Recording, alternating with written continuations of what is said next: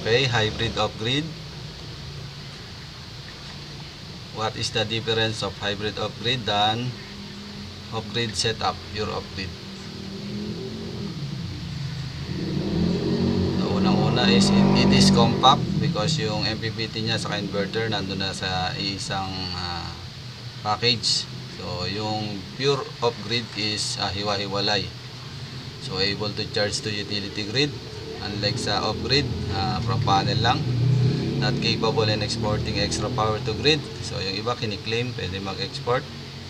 Can be costly due to battery bank, depends on your needs. Must have discipline upon usage because meron siyang overloading. Then, short warranty, normally 1 to 2 years.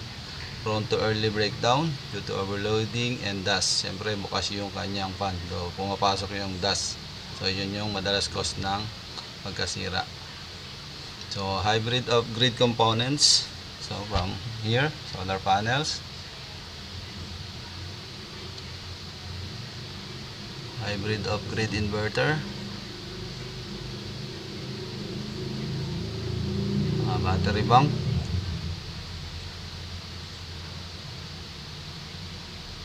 And gagamitan natin ng ATS or MTS. So, hybrid off-grid wiring. So, from solar panels, from hybrid off-grid inverter, from battery bank. And then, gagamitan natin ng ATS para ma-separate natin yung normal load saka reserve load. Then, ating yung main breaker sa bahay. Then, ating utility grid, ating supply. So, from here, lagyan natin ng DC breaker. Then, lagyan din natin ng battery breaker. And then, AC breaker and AC SPD.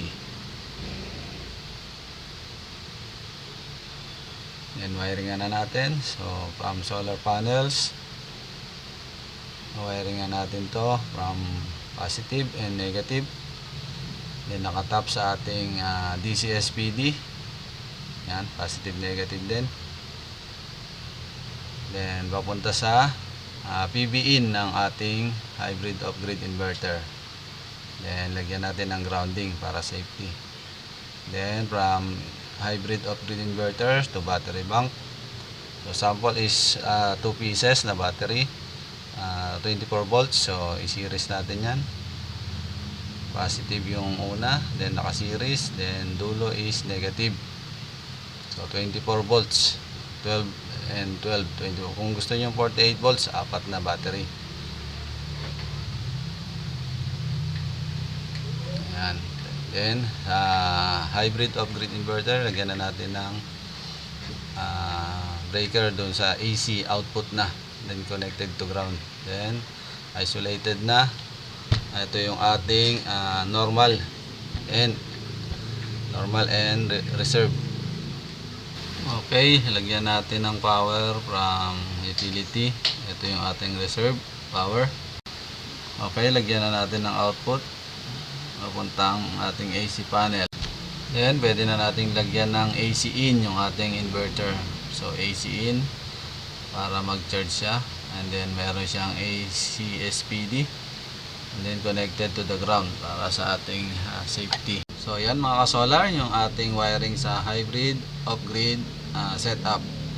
So, linawin ko lang din yung output dun sa AC out. Nilagyan pa natin ng AC SPD. Then, connected also to the ground. So, pwede naman siyang walang AC SPD dun sa output. Kasi normally, pag lumabas na sa hybrid off-grid inverter natin, malinis na yung output niya.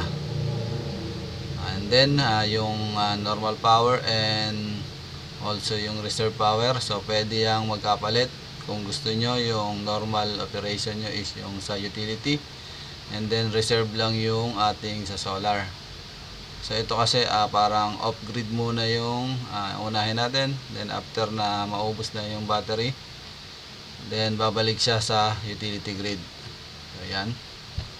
And then, yung AC in nga pala. So main purpose ng AC in, so wala siyang capable na mag-export. So yung iba is kiniklaim na yung hybrid off-grid is merong export. So hindi natin sure yun, pero as far as sa alam ko is hindi siya pwedeng mag-export. Ayun, ang purpose niya is AC in para ma-charge yung ating battery. And then also pwede siyang may setting siya na pwede mo siyang gawing diretso, bypass, bypass yung tawag doon. So nandiyan yan sa settings ng hybrid off-grid. So pero ang normally ang process niya is that pumapasok lang yung grid doon sa ating inverter, then papunta doon sa load. So bypass. Yan guys. Sana ay nagustuhan nyo yung aking videos, and then subaybayan nyo pa yung ating ibang gagawing videos. And then susunod natin is yung favorite ng lahat, yung hybrid on-grid off-grid setup. So standby lang tayo sa ating videos. Okay guys, thank you mga solar, thank you very much.